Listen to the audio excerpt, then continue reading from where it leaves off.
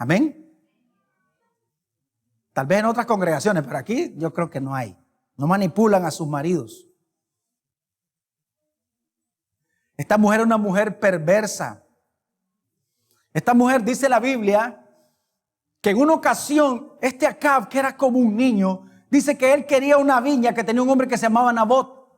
Y le dice a Nabot, vendeme tu viña o te la cambio por una mejor. Dijo, yo nunca te voy a dar mi heredad a vos porque esa es la heredad que mis padres me dieron. Y dice que se fue a dormir y estaba enojado y estaba llorando ahí acá.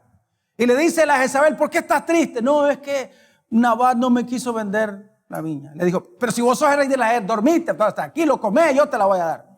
Y lo mandó a matar. Dice que mandó cartas en nombre de Acab a los ancianos y le dijo que buscaran hombres perversos que dieran falso testimonio contra este hombre y que dijeran que había blasfemado a Dios y al rey y que lo apedrearan. Y dice que lo apedrearon y murió. Y cuando Jezabel le da la viña le dice, ya murió Nabot, así que andaba a apoderarte de la viña. Y se fue alegre a apoderarse de la viña.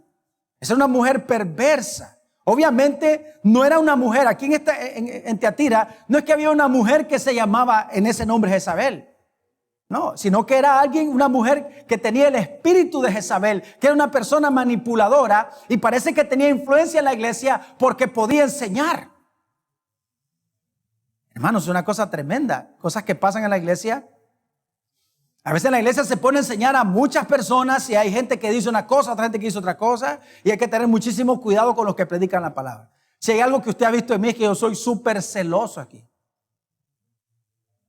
Porque la Biblia dice que yo soy el ángel de la iglesia, yo soy el mensajero de la iglesia y a mí a quien Dios me va a pedir cuenta por la congregación, por la iglesia. Amén. Porque hoy en día, hermanos, usted escucha cualquier cantidad de cosas. Yo veo una congregación donde así era todo el mundo y después el pastor tenía que decir, bueno, el que predicó el lunes lo que enseñó no era correcto. El que predicó, o sea, te tocaría desmentir las cosas de toda la semana. Y esta mujer entonces enseñaba que la fornicación no era pecado, no había ningún problema con los pecados sexuales, que no había ningún problema con comer los sacrificados a los ídolos. Recuerden que estas dos cosas eran terribles en estos tiempos de la iglesia, porque la iglesia crecía en medio de una inmoralidad sexual terrible, donde las relaciones sexuales fuera del matrimonio era lo más común, donde el homosexualismo, el lesbianismo era lo más común. Era lo más común. Es que el Imperio Romano había contaminado terriblemente a estas ciudades. Imagínense, griegos y romanos tenían la influencia de Grecia y de Roma, dos imperios terribles, corruptos. Y entonces, en medio de esa corrupción moral, se levantaba la iglesia. Y entonces, como era de lo más normal, recuerde que nosotros, le dijo hace un par de semanas, que una de las cosas más importantes que trajo a la iglesia a la sociedad era la pureza sexual. Porque los cristianos somos conocidos por nuestra pureza sexual. Amén. Amén. ¿Están dormidos todavía? Bueno, se van a despertar. Y esta mujer entonces también enseñaba que no importaba comer los sacrificados a los ídolos. O sea que recuerde que como había muchos dioses, entonces los adoradores traían su ofrenda y traían su cordero y traían su toro, y entonces solo agarraban una parte y lo demás lo que hacían era venderlo a las carnicerías, y entonces no había ningún problema. Decía, usted puede comer lo que querrás, pero eso no es lo que enseña la Biblia.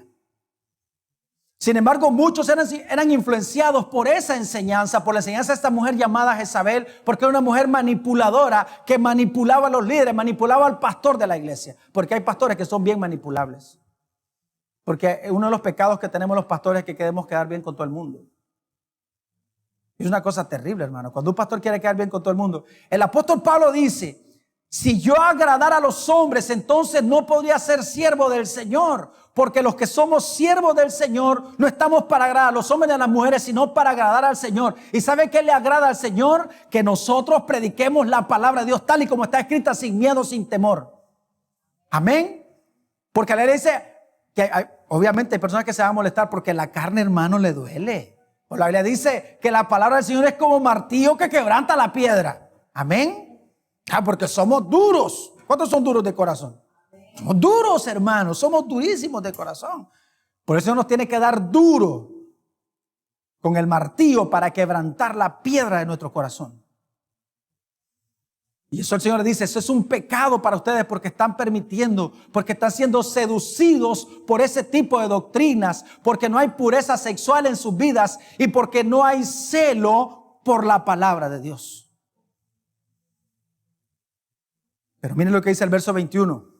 Dice, y le ha dado tiempo para que se arrepienta, pero no quiere arrepentirse de su fornicación. ¿Qué Dios misericordioso tenemos nosotros? Un Dios que siempre le da tiempo a sus hijos de que se arrepientan. Amén. ¿Sabe lo que pasa, hermanos? A veces estamos en algún tipo de pecado y como no pasa nada en nuestra vida, pensamos que el Señor no sabe o se está haciendo el de la vista gorda. Pero ¿sabe qué es lo que está haciendo el Señor? Nos está dando tiempo. ¿Para qué? Para que nos arrepintamos, porque nuestro Dios es un Dios de misericordia y de amor, grande en misericordia. ¿Qué más dice? Pues si es lento para la ira. Y el Señor siempre nos da tiempo para que nos arrepintamos. Mire, todos nosotros podemos caer en un pecado sexual, todos nosotros, todos. Porque el apóstol Pablo dice que nosotros somos carnales vendidos al pecado. Cualquiera puede caer en un pecado sexual.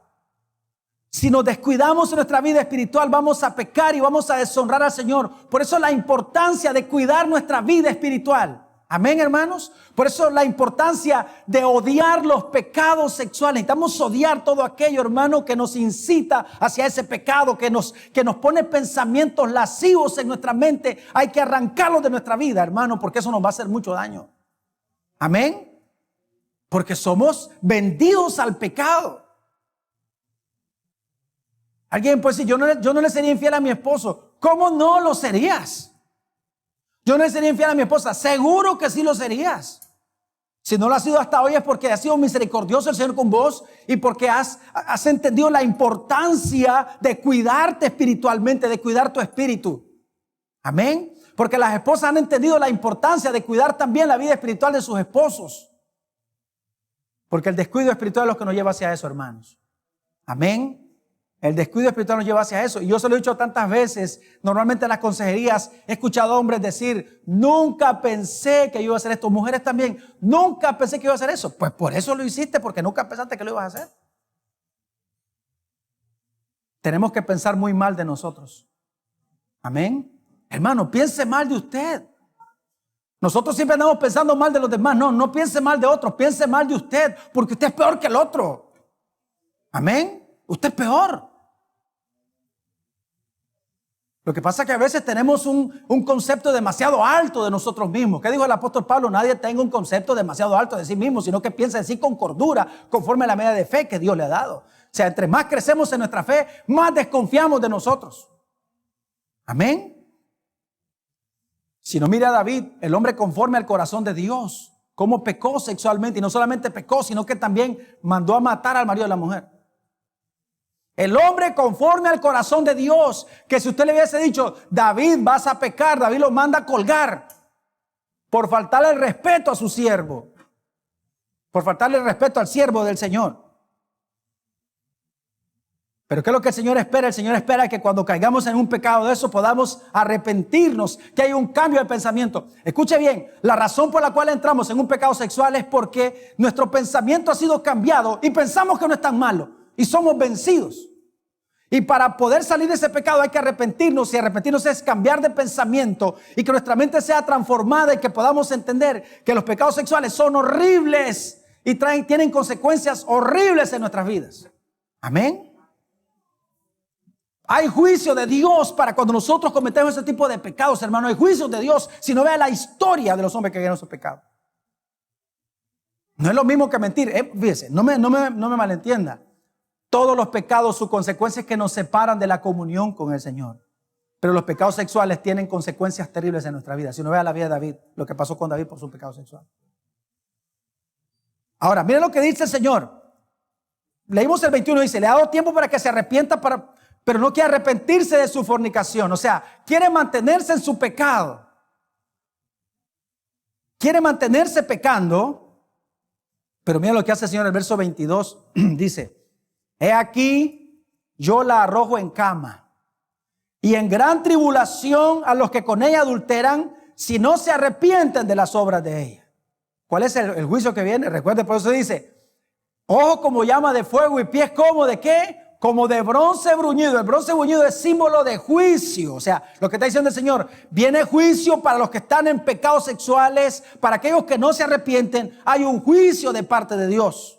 Para aquellos que están comiendo los sacrificados de los ídolos, que piensan que no es importante. Aquellos que comen los sacrificados de los demonios. Y ustedes no pueden hacerse partícipe de la copa de Dios y de la copa de los demonios, dice el apóstol Pablo. Amén. He aquí yo arrojo en cama y en gran tribulación a los que con ella adulteran, si no se arrepienten de las obras de ella. Y miren lo que dice el verso 23, una cosa terrible, dice, y a sus hijos heriré de muerte. Miren, ¿no le parece conocido esto que está diciendo aquí el Señor? ¿No se acuerda de un pasaje de la Biblia que pasó algo terrible? ¿Se acuerda cuando David peca con Betsabé?